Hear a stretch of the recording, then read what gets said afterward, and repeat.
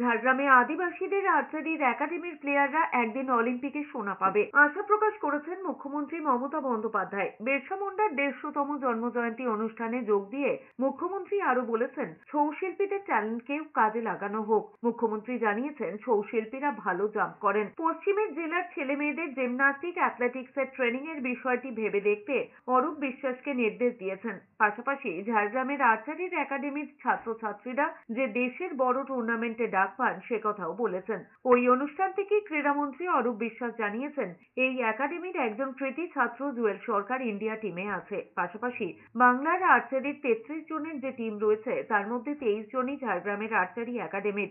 মুখ্যমন্ত্রী জানিয়েছেন, একসময় রক্তাক্ত জঙ্গলমহলে এখন শান্তি ফিরছে। তার সরকার 2011-য় ক্ষমতায় আসার পর ট্রাইবাল উন্নয়নের জন্য সেভাবে বরাদ্দ করা হতো না, মাত্র 160 কোটি টাকা বরাদ্দ করা হতো। এখন সেখানে 1,500 কোটি টাকারও বেশি বরাদ্দ হয়। এর পাশাপাশি শিক্ষা উন্নয়নের লক্ষ্যে সরকারের বিভিন্ন উদ্যোগের কথাও বলেছেন।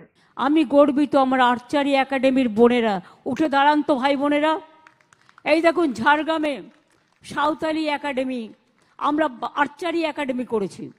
আমি একদিন বলতে পারি গর্ব করে, দেশের যে কোনো ন্যাশনাল টুর্নামেন্টে এদেরই কিন্তু ডাক পড়ে।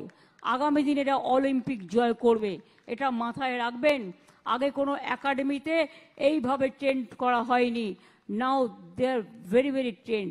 ইভেন ফুটবল একাডেমিও আছে, ফুটবল একাডেমিও করা হয়েছে।